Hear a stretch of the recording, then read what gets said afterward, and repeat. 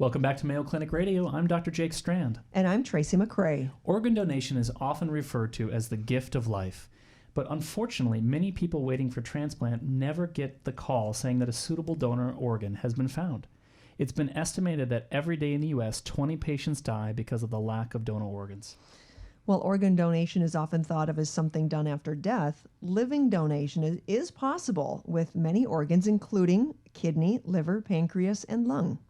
Making the decision to be a living organ donor is an incredible gift, and today we get to share in one of these amazing stories.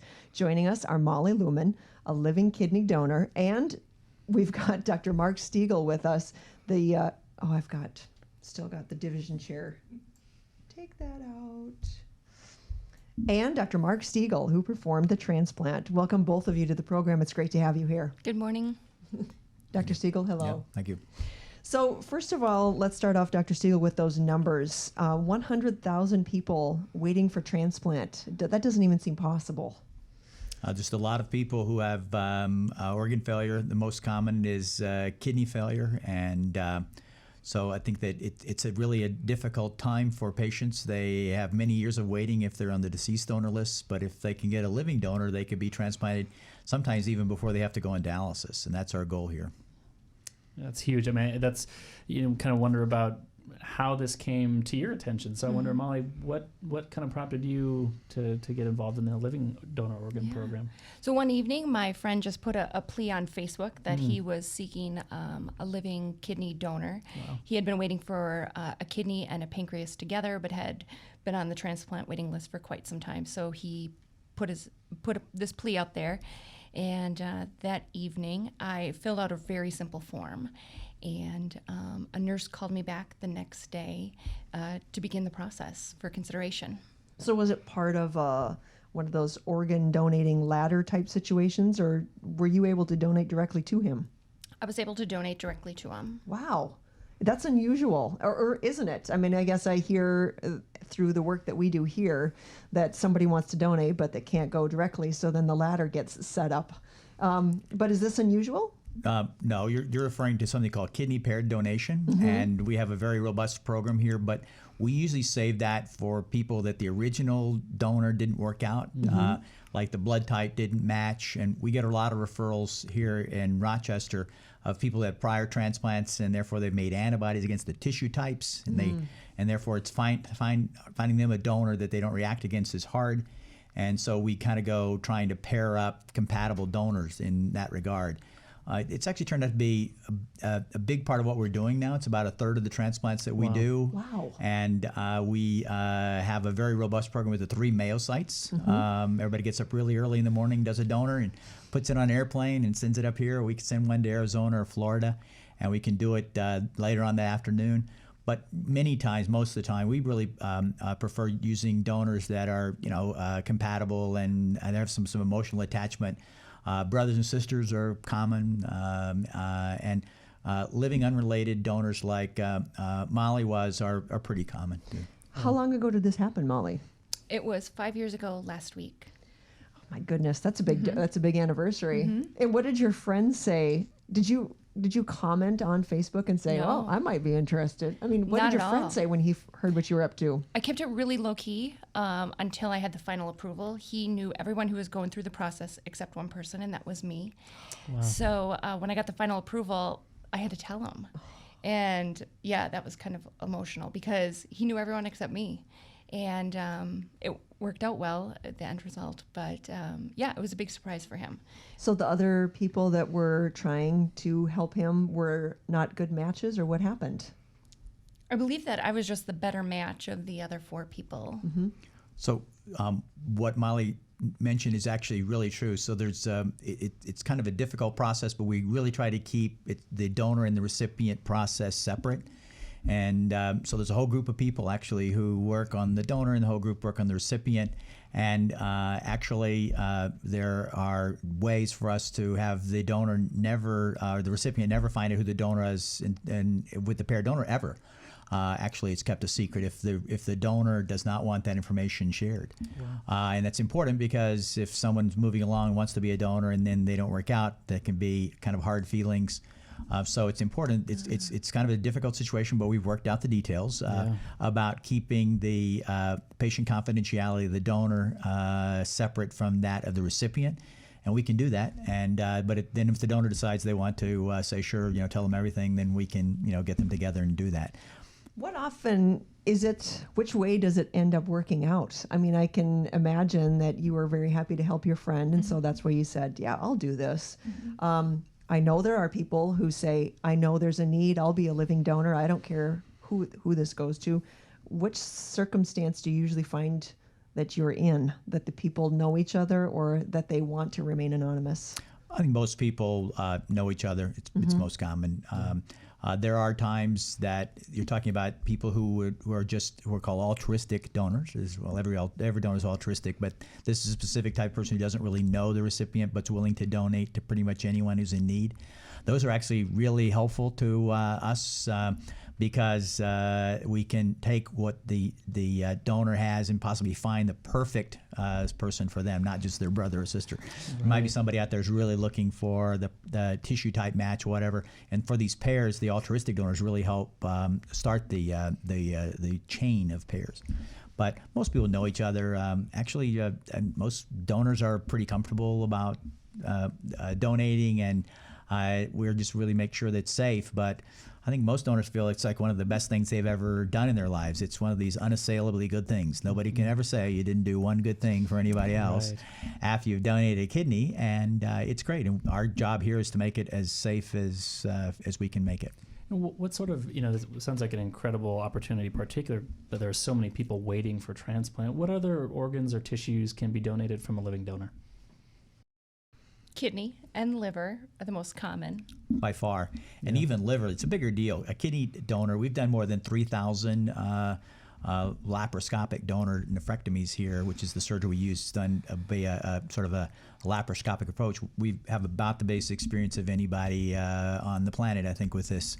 And donating other organs is a little bit more invasive, and there's a lot more thought goes into appropriateness of the donor and the recipient. Liver is just a piece of the liver, but it's a bigger surgery than what we do. It has a higher complication rate. Donating an entire lung, that sounds like a big deal. It is. And relatively few places do this partial pancreas donor. It's really kind of fallen out of favor because there are enough, the pancreas transplant, there are enough donors for pancreases that you really don't, there's not a real need for a living donor pancreas transplant. But no, living donor kidney, there are some countries that have very poor deceased donor allocation systems, and the only way you can get a living donor, the only way you can get a kidney transplant is to get a living donor. Wow. Mollie, you had said that you went in for testing and found out that you were the one that was the best match. What kind of testing did you have to go through? It was probably a day and a half, basic blood collection, urine collection. I had to do a 18-hour blood pressure monitor where you wear this cuff for 18 hours, and then every so often it takes your blood pressure. Everybody hates that. It is infuriating. It's maddening because you have to sleep with it on. But when it starts to go off, you immediately stop and try to get calm. And I think I broke most of the blood vessels in my arm from that device. So a variety of testing, very easy. But that's, I just have to say, that's quite remarkable. You're talking about donating an organ from your body, and you had a day and a half of tests. I mean, I think a lot of people go through a day and a half of tests just for annual physicals and colonoscopies, and this is something that you're doing, for other people. I mean, that's a really remarkable process. Yeah, but a day and a half of testing at Mayo Clinic is a lifetime of testing most of the places. So it's so efficient we can get people through the system that quickly. It's like dog years. Yeah, that's right. I like that. Yeah, it's dog years. Yeah. We've been talking about organ donation with living kidney donor Mollie Luhman and Dr. Mark Stegall, her surgeon here at Mayo Clinic. We're going to take a short break. When we come back, we'll hear about the surgery, recovery, and what life is like after being a donor.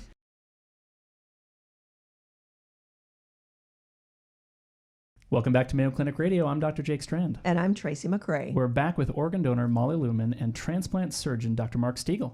Let's talk about that surgery. How long does a kidney surgery, kidney transplant take? Dr. Stegall, or which one of you? Go ahead. How long did your surgery take? I think it was 90 minutes. It wasn't very long at all. You're kidding. Mm-mm. 90 minutes and you're in And I don't recovery. remember any of it. Yeah. That's amazing. That's typical? Yeah, it's like flying to Chicago. There's like an hour to get set up, and then the actual flight's only half an hour or so, but you spend half a day doing it. That's kind of what it really is. But no, the surgery, there's some technical demanding aspects of the surgery, but usually I think that if you done 3,000 like we have, most of their group here can do it in an hour or two for sure. How long does it take to transplant the kidney? About the same, with the same issues about getting started and waking up after surgery. It's about an hour and a half of surgery to do. What was the day of surgery like? What was the getting ready to go in, and what was that whole process like for you? Well, you got here pretty early, and I work in the transplant center beside being. You do? I do. So when I got wheeled in and we're in the operative suite, these are my friends who are all around me, and many of them had their faces covered so I couldn't see their faces easily, and they're like, we didn't know we had a superstar in here today. And I was like, oh my gosh. And all I kept thinking about is, who's going to cath me? Because these are all my friends. That's what I was thinking.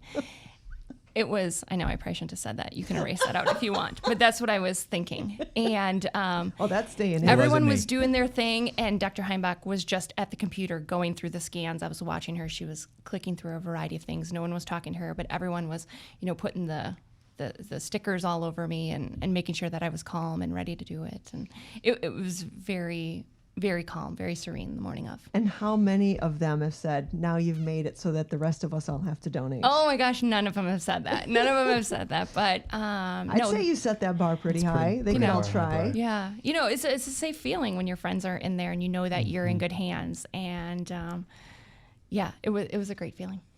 You mentioned, Dr. Stegall and Mollie, this is really a remarkable place in that you have so much institutional practice in memory, and so that feeling of calm, feeling that you're at a place that not only do you work, but you feel comfortable because you know the experience level. What is the recovery like? You mentioned how straightforward. Obviously, this is a complicated procedure, but how well Mayo is doing at that. How is the recovery like for you, and what was your experience afterwards? You're in the hospital for like a day and a half, and then you're dismissed. And I think my recovery was probably really 3 to 4 weeks, and then I had an extra 2 to be extra safe. You can't lift much for the first week and a half, but when you go from being really active and to suddenly you can't lift a half gallon of milk, I mean, that's kind of impedes your life a little bit. My husband was a great nurse and took great care of me and was around. And you go to a screeching halt when you're in recovery. Some of the smallest things of like how you get out of bed normally is radically different. You have to do this log roll out because of where your stitches are in your abdomen. So when you wake up, you have to remember what to do. And I woke up most mornings feeling great. There were 2 mornings where I forgot I had donated, and I jumped out of bed in a way that I shouldn't, and that was quite painful. But my recovery was very easy, very streamlined. So how has it affected your job? If you work in the transplant center, it must make a big difference. It does, but it doesn't. Now I can, when I hear other people going through the process, I kind of give up a small affirmation for them and wish them the best of luck on that journey. But I realize it's a pretty big surgery, and it's not for everyone. If you it's definitely not for everyone. I would imagine you've had other people ask you because they're curious about doing this themselves. Yeah, I've had a lot of that. A lot of people reach out to me. Yeah, what do they want to know? How does it hurt afterwards? They're not curious about who's going to catheterize them. Oh no, they're not nervous about that. The pain meds, how they manage that afterwards, which I felt like Mayo did a great job with that. A lot of people ask about the emotional implications afterwards. I've heard a lot of people say, the recipients get a lot of attention, and what does the donor get afterwards? And I think every situation is unique. I never went after it for any type of affirmation or public awareness, and it kind of accidentally fell in my lap as word started getting out. Yeah. So, yeah. What has this done for transplant surgery, just the living donor program in general, Dr. Stegall? How has that changed the way you practice? So here in Rochester, about 70-80% of our recipients actually are recipients of living donors. We have a unique practice, and I think it's because We all support living donors a lot. We also maybe take more complicated donors than some places might. And I think just the whole program, Mollie's a good example. From at every level of the program, there is this acceptance that living donation is the appropriate way to go. And so I think that it definitely simplifies the process for the recipient. Half of the patients that we do actually never have to go on dialysis, which is really a remarkable thing. Huge. It's also it's the best thing for the patient. The kidneys last longer; they work right off the bat. It allows us to take more complicated patients. If we know the kidney part of it's going to work, then we can handle some of the other issues that the patient might have. So it definitely it's the kind of situation I think that most of us would do. I think that donors, I think the happiest day of their life is the day that they wake up after the surgery, when they're just alive, right? Mm-hmm. If I remember correctly, Mollie was ready to go home on the first day after surgery. I think I kind of made her angry when I said, maybe we should stay one more day. That is true. She was. I still never brings that up, but I think she still holds that against me. But overall, I think our situation is that we really have made it as safe as possible for someone to donate. We definitely let people do a lot crazier things than donating a kidney, like smoking cigarettes, riding a motorcycle without a helmet, and a few things like that. And people really do get a great benefit from the surgery. I think that Mollie can feel that, she really has done something great. And the downside for the recipients, it's really hard to show that using the criteria for selection that we have here at Mayo, like the 18-hour blood pressure monitor nobody likes to wear, it's really hard to show that there's really any health, really decrement to anybody's health of being a donor. Yeah. You have to really, really look hard and a long time. And that's our goal, is to make sure that the benefit the recipient gets justifies the donation. Lastly, we have actually helped a lot more donors than ever hurt, because getting that complete evaluation is a really great physical. I have a friend who received a kidney, and it was impressive how instantly he felt better. I mean, upon waking up from that surgery, and that's pretty typical, it sounds like. Yeah, it's amazing. A lot of people will say, I feel pretty good. Mm-hmm. I don't think I'm going to feel that much different. And almost to a person, when they come out of the operating room, they feel warmer. I don't know if it's the 500 milligrams of steroids we give them, but no, it's really amazing. Kidney transplantation puts people back to a level of functioning they haven't been for several years. And actually, being on dialysis has a mortality rate that's higher than most cancers these days. 5-year survival on dialysis may be only 70%, and that's lower than metastatic breast cancer is today. So kidney transplantation is a life-saving procedure, and Mollie certainly helped a specific individual that I knew on dialysis would have a very low survival rate. So what she did was truly a life-saving thing, because kidney transplantation or kidney failure is not seen as a life-threatening illness, but it really is. And finally, how can people become organ donors? Mollie, what do you tell people? What should they do? To become an organ donor? Yes. There is a great website called registerme.org. It's a national website. It takes, if even 1 minute, to fill out. If they haven't already done it on their driver's license, registerme.org. Very good. We've been hearing about the important story of being an organ donor from Mollie Luhman and her surgeon, Dr. Mark Stegall. Thanks to both of you for joining us.